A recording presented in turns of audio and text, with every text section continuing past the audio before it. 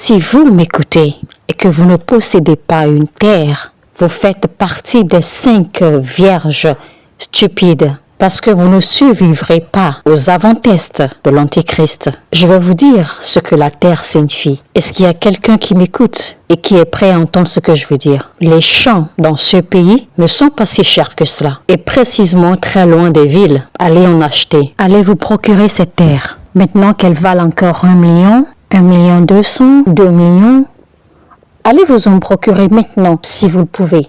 Construisez-y un appartement pour vous, pour votre famille. Cultivez la terre. Mettez vos semences en terre. Plantez vos légumes. Plantez vos cultures. Construisez un étang à poissons. Et dans ce champ, créez différentes sections. Mettez-y 4 chèvres et laissez-les se multiplier. Croyez-moi, le bouc va enceinter la chèvre et ils se multiplieront. Ainsi, tu as toujours de la viande. Vous avez des poulets, ce sont des pondeuses. Vous avez simplement besoin d'en acheter 2 ou 3.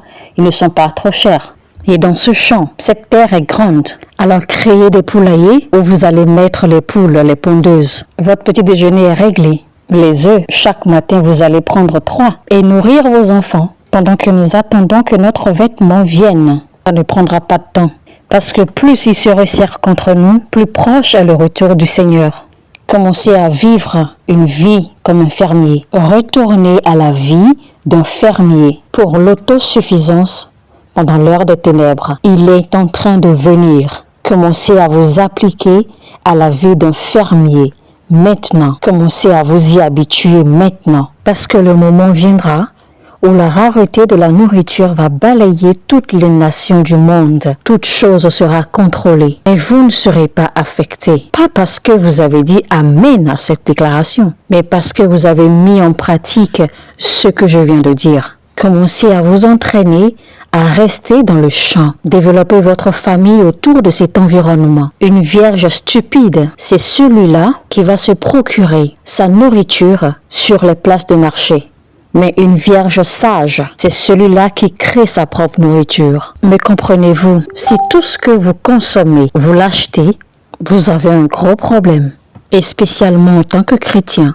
Maintenant, si vous perdez votre emploi, allez-vous survivre? Je vous pose la question. Savez-vous pourquoi vous pensez que vous ne survivrez pas? Parce que vous achetez tout. Et c'est pour cela que vous êtes aussi pauvre. Imaginez si vous épargnez l'argent que vous utilisez pour vous nourrir et pour acheter toutes choses et vous commencez une production personnelle, vous deviendrez plus riche. Pourquoi avons-nous adhéré à ce système d'antichrist?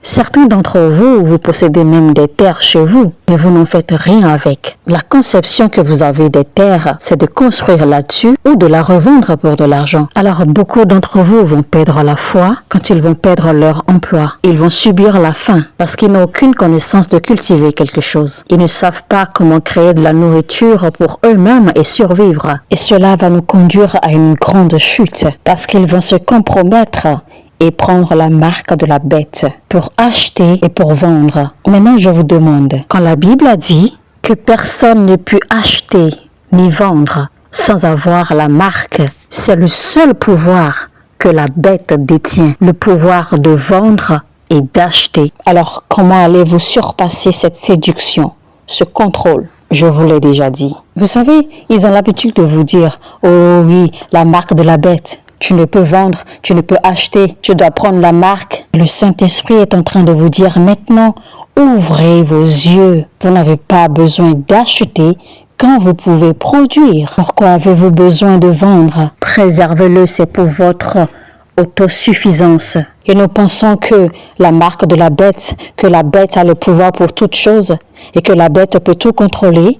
La bête n'a pas le pouvoir pour toute chose. La bête a seulement le pouvoir de vendre et d'acheter. Donc, pour acheter, vous devez prendre la marque.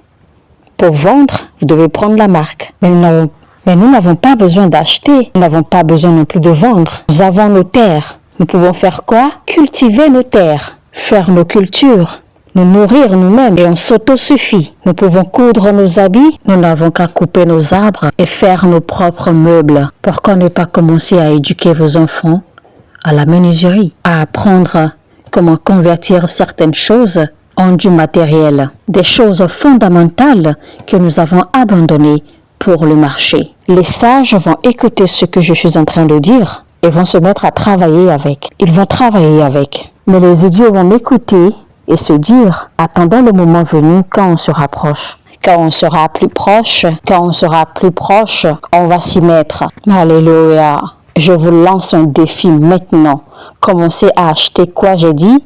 Des terres. Je remercie Dieu qu'il existe des lois très strictes autour des terres, ce qui signifie les préserver pour l'agriculture. Les préserver pour l'agriculture. Donc cela veut dire que ce sont des terres qui sont dédiées pour des cultures, pour l'agriculture et pour des poulaillers. Et l'on vous permet aussi d'y construire une maison pour votre famille.